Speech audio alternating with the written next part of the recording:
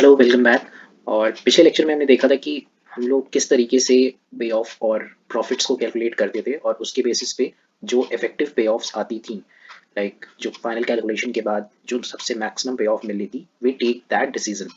Now this is a particularly very good method of approach, but sometimes it doesn't hold very right. So what we have to कि हमारे पास probability रहती है। अब ये probability आती कहाँ से?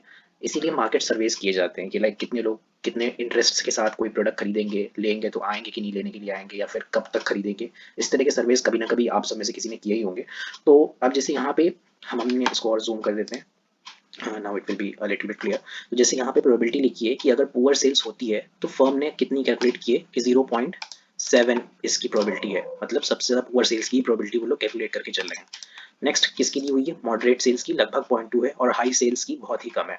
और ये एक बहुत ही अच्छा मेथड है जिसमें अगर हम लोग, सही बात है कि अगर मान लीजिए मान लेते हैं कि हमारी हाई सेल सबसे ज़्यादा होगी और बाद में हुई नहीं, तो एक कंडीशन होती है कि कंपनी हमारी बैंकरप्ट हो जाएगी। तो उन सब चीज़ों से बचने के लिए हम लोग क्या करते हैं, हमेशा जो पुअर सेल्स को ही अपना आधार, अपना बेस बना के चलते हैं। उसके बाद we proceed to higher sales. हो गई तो अच्छी बात है, नहीं हुई तो हम उसके लिए नुकसान के लिए तैयार है।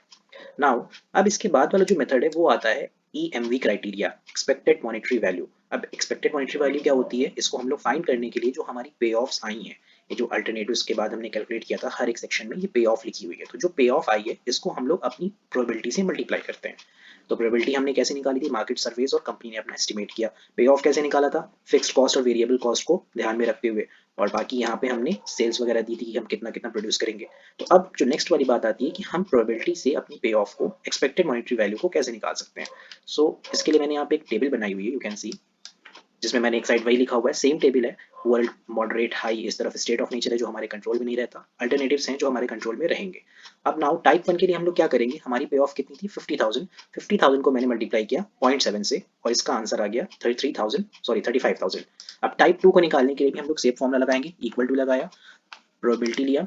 अब इसको मल्टीप्लाई कर दीजिए हमारे टाइप 2 से, यू विल गेट -14,000 इसकी प्रोबेबिलिटी आ गई। फिर इसके लिए क्या करेंगे? सेम फॉर्मूला लगाइए, प्रोबेबिलिटी को लीजिए और इसमें टाइप 3 को मल्टीप्लाई कर दीजिए, आ गया आंसर। अब इन सब के लिए भी हमें सेम तरीका अपनाना है, पहले इक्वल लगाइए, प्रोबेबिलिटी लीजिए, मल्टीप्लाई का निशान लगाइए और ये हो गया, आ गया।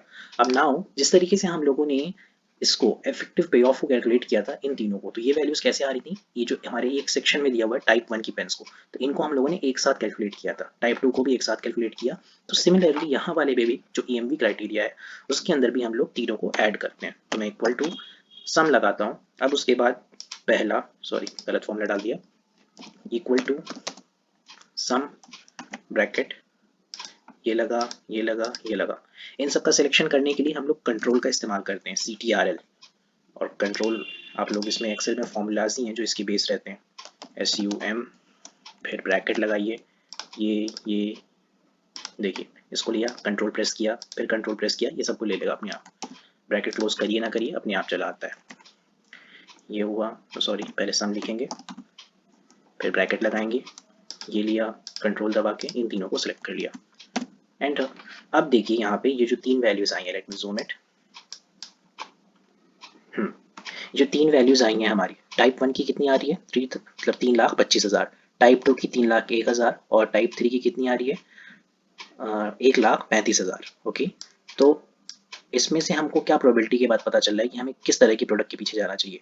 क्या इसके पीछे जाना चाहिए या इसके पीछे? तो पे ऑफ से हम लोग देख सकते हैं कि सबसे ज़्यादा पे ऑफ हमें किसमें मिल रहा है? टाइप 1 वाले में। तो ये हमारा क्या था? थोड़ा सा प्रिमिटिव क्राइटेरिया था। अब ये क्या है, जब हमने इसमें प्रोबेबिलिटी इंक्लूड कर दी तो ये हमारा थोड़ा सा एडवांस क्राइटेरिया हो गया, और इसमें हमें पता चलेगा कि ये वाली पे ऑफ जो 3,25,000 आ रही है वो सबसे ज़्यादा है, तो हमें इसी चीज़ के पीछे जाना चाहिए। सो आई होप कि जो हम कौन सा डिसीजन लेंगे कि टाइप 1 की प्रोडक्ट्स को हमें मैन्युफैक्चर करना है। This is the method for finding out EMV, expected monetary value. I hope समझ में आया होगा।